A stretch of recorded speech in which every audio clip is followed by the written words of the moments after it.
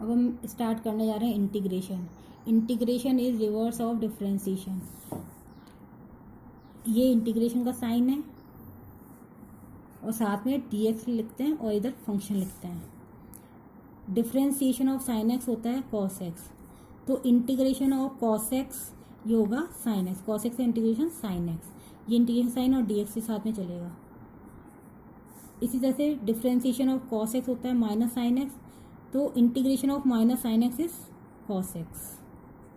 और इंटीग्रेशन के साइन के बाहर हम माइनस प्लस माइनस और कांस्टेंट को बाहर निकाल सकते हैं। तो माइनस साइन को बाहर निकाल लिया, फिर माइनस से दोनों साइड मल्टीप्लाई करा तो ये आ गया integration of sine x is minus cos x. ये फॉर्मूला आ गया। साइन एक्स का इंटीग्रेशन होता है माइनस कॉस एक्स। इसी तरह से टेन एक्स का इंटीग्रेशन डिफरेंशिएशन होता है सेक स्क्वायर एक्स, तो सेक स्क्वायर एक्स का इंटीग्रेशन हो जाएगा टेन एक्स। इसी तरह से कॉट एक्स का डिफरेंशिएशन होता है minus cos x square x, तो minus cos x square x का इंटीग्रेशन हो जाएगा कॉट एक्स। फिर दोनों साइड हम माइनस से मल्टीप्लाई करेंगे तो फॉर्मूला आ गया कोसेक स्क्वायर एक्स का इंटीग्रेशन माइनस कॉट एक्स। इसी तरह से सेक एक्स का डिफरेंशिएशन होता है सेक एक्स टेन एक्स, तो integration of sec x tan x is sec x. इसी तरह से कोसेक एक्स का डिफरेंशिएशन होता है minus cosec x cot x, तो integration of minus cosec x cot x होता है कोसेक एक्स। दोनों साइड हम माइनस से मल्टीप्लाई करेंगे तो फॉर्मूला आ गया integration of cosec x cot x is minus cosec x. अब ज़्यादातर स्टूडेंट्स क्या करते हैं, फॉर्मूले लिखते समय प्लस माइनस की गड़बड़ी करते हैं। तो हम इसको इस तरह से ध्यान रख सकते हैं कि इंटीग्रेशन करने के बाद अगर कोई फंक्शन सी से स्टार्ट होता है तो उसमें हम माइनस साइन लगा देंगे। जैसे साइन एक्स का इंटीग्रेशन होता है कॉस एक्स, सी से स्टार्ट हो रहा है तो ये माइनस साइन आ जाएगा। इसी तरह से कोसेक स्क्वायर एक्स का इंटीग्रेशन ये होता है कॉट एक्स, ये सी से स्टार्ट हो रहा है तो माइनस साइन लगा देंगे। इसी तरह से कोसेक एक्स कॉट एक्स का इंटीग्रेशन होता है कोसेक एक्स, ये सी से स्टार्ट हो रहा है तो इस आगे माइनस साइन लग जाएगा। तो इस तरह से हम प्लस माइनस की मिस्टेक से बच सकते हैं। डिफरेंशिएशन ऑफ ई की पावर एक्स होता है ई की पावर एक्स, तो इंटीग्रेशन ऑफ ई की पावर एक्स होगा ई की पावर एक्स।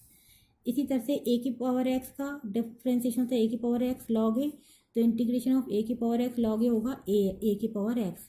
अब लॉग ए कांस्टेंट है तो इसे इंटीग्रेशन के बाहर ले लेंगे, फिर लॉग ए से डिवाइड करेंगे दोनों साइड, तो फॉर्मूला आ गया ए की पावर एक्स का इंटीग्रेशन ए की पावर एक्स अपॉन लॉग ए। इसी तरह से एक्स की पावर एन का डिफरेंशिएशन होता है n x n minus one, तो integration of n x n minus one d x हो जाएगा एक्स की power n. N is constant, इसको हम बाहर निकाल लेंगे, फिर दोनों एन से भाग दे देंगे तो ये आ जाएगा। अब इसमें जहाँ जहाँ एन आ रहा है उसको एन प्लस वन से रिप्लेस करेंगे, जिसकी जगह एन प्लस वन रखा ये एन प्लस, तो फॉर्मूला आ गया एक्स की पावर एन का इंटीग्रेशन होगा एक्स की power n plus one upon n plus one. ये फॉर्मूला एन के सभी मानों के लिए ट्रू है सिवाय n is equal to minus one के लिए। क्यों, n is equal to minus one हो तो नीचे आ जाएगा जीरो, तो रिजल्ट आ जाएगा इन्फिनिटी। तो n is equal to minus one के लिए फॉर्मूला लगेगा, बाकी सब मानों के लिए फॉर्मूला लगेगा। अब एक्स क्यूब का इंटीग्रेशन करें तो फॉर्मूला एक्स की पावर एन का लगेगा, तो एक्स की power three plus one upon three plus one, तो हो जाएगा एक्स की पावर फोर अपॉन फोर। इसी तरह से एक्स की पावर माइनस फाइव का इंटीग्रेशन हो जाएगा एक्स की power minus five plus one upon minus five plus one. अब यदि n is equal to minus one हो तो ये फॉर्मूला तो लग ही नहीं सकता ना एक्स की पावर एन का। तो हम जानते हैं कि लॉग एक्स का डिफरेंशिएशन होता है वन बाय एक्स, तो integration of one by x ये हो जाएगा लॉग एक्स। तो integration of one by x या एक्स की पावर माइनस वन का इंटीग्रेशन ये होगा लॉग एक्स। तो जब n is equal to minus one हो तो उसका इंटीग्रेशन हो जाएगा लॉग एक्स। अब हम निकालेंगे इंटीग्रेशन ऑफ डी एक्स, इसको हम लिख सकते हैं वन इंटू डी एक्स। अब वन को हम लिख सकते हैं एक्स की पावर जीरो, किसी भी चीज़ की पावर जीरो होती है वो उसकी वैल्यू होती है वन। अब एक्स की पावर एन का फॉर्मूला लगा दो तो ये आ गया, तो फॉर्मूला आ गया integration of d x is x, तो इसको हम डायरेक्ट अप्लाई करेंगे। इसी तरह से साइन इनवर्स एक्स का डिफरेंशियल होता है one upon under root one minus x square, तो integration of one upon under root one minus x square ये हो जाएगा साइन इनवर्स एक्स।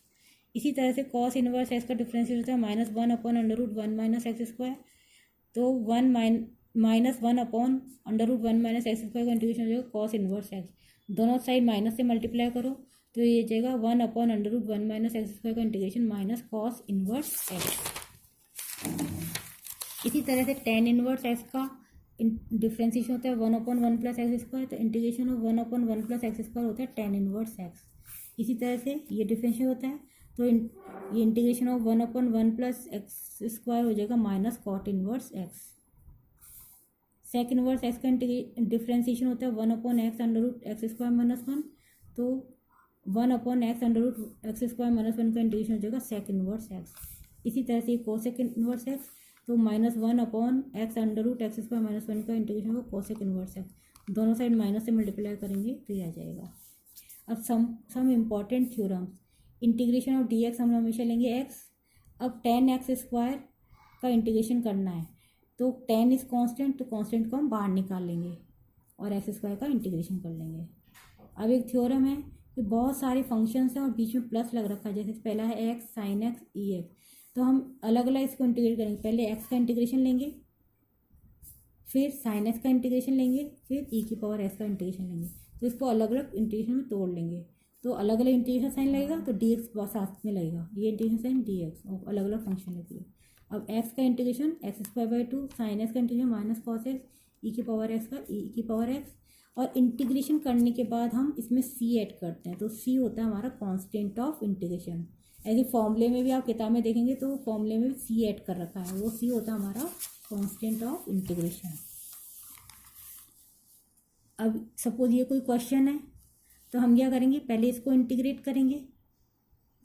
इसका इंटीग्रेट करा तो 5 तो कांस्टेंट से बाहर निकाल लिया, इंटीग्रेशन ऑफ कॉस एक्स। अब इसका करेंगे तो 2 कांस्टेंट बाहर निकले, सेक स्क्वायर एक्स का इंटीग्रेशन -10 और ये 1 dx। अब कॉस एक्स का इंटीग्रेशन होता है साइन एक्स, फॉर्मूला लगाते हैं, सेक स्क्वायर का एक्स का इंटीग्रेशन होता है 10x और 1 का इंटीग्रेशन होता है x। यह इंटीग्रेशन हमारा फिनिश हो गया, तो हम c ऐड कर लेंगे। इसी तरह से हमें इसका इंटीग्रेशन करना है, तो हम क्या करेंगे, पहले इन दोनों ब्रैकेट्स को मल्टीप्लाई करेंगे, तो ये आ जाएगा। और अंडर रूट एक्स होता है x⁴1/2, तो घातांकों के नियम से x⁴1 इंटू x⁴1/2 हो जाएगा x⁴1 + 1/2। फॉर्मूला होता है x⁴a इंटू x⁴b, ये होता है x⁴a + b, ये फॉर्मूला होता है। इसी तरह से x⁴a/x⁴b, ये होता है x⁴a - b। ये दोनों फॉर्मूले हम यहाँ पे इसको सिंप्लीफाई करने के लिए यूज़ करेंगे। तो इस इधर तो लिख सकते हैं हम x⁴1 + 1/2, इधर x ऊपर तो x⁴1/2, नीचे है 1, तो इसको लिखेंगे 1/2 - 1, ये हो जाएगा x⁴1 - 1/2 और ये हो जाएगा x⁴ - 3/2। तो यहाँ तक हमने इसको सिंप्लीफाई करा है, तो इन दोनों का गुणा इसके बराबर होगा, तो इसका इंटीग्रेशन और इसका इंटीग्रेशन बराबर होगा। अब x⁴3/2 का इंटीग्रेशन करेंगे। अब हम डायरेक्ट भी कर सकते हैं, जैसे यहाँ पर हमने करा था अलग अलग करा था, अब हम प्रैक्टिस हो जाए तो हम इसको डायरेक्ट भी कर सकते हैं। तो पहले x⁴3/2 का करें, फॉर्मूला लगेगा x⁴n का, तो रहेगा x⁴3/2 + 1 3/2 + 1। इसमें भी x⁴n का फॉर्मूला लगेगा, तो ये इंटीग्रेशन हो गया। इस तरह से इसका इंटीग्रेशन फिनिश, तो अब हम इसमें c ऐड कर देंगे। अब इसको हम सिंप्लीफाई कर लेंगे, तो इसका आंसर आ जाएगा। Now integration of tan² x। अब tan² x का इंटीग्रेशन हम नहीं जानते हैं, तो ट्रिग्नोमेट्री से हम जानते हैं कि 1 + tan² x होता है sec² x, तो यहाँ से tan² x हो जाएगा sec² x - 1। तो इस tan² x को हमने लिखा sec² x - 1, फिर sec² x का इंटीग्रेशन होता है tan x और 1 का इंटीग्रेशन होता है x। अब इसमें c ऐड कर देंगे। इसी तरह से क्वेश्चन नंबर 4 है, इसमें हम क्या करेंगे, 1 + cos 2x, 1 + cos 2x होता है 2 cos² x, तो इसकी जगह लिखा हमने ट्रिग्नोमेट्री से 2 cos² x, √2 बाहर निकाल लिया, cos² x का √2 होगा cos x, और cos x का इंटीग्रेशन होता है sin x, और अब इसमें c ऐड कर लिया हमने।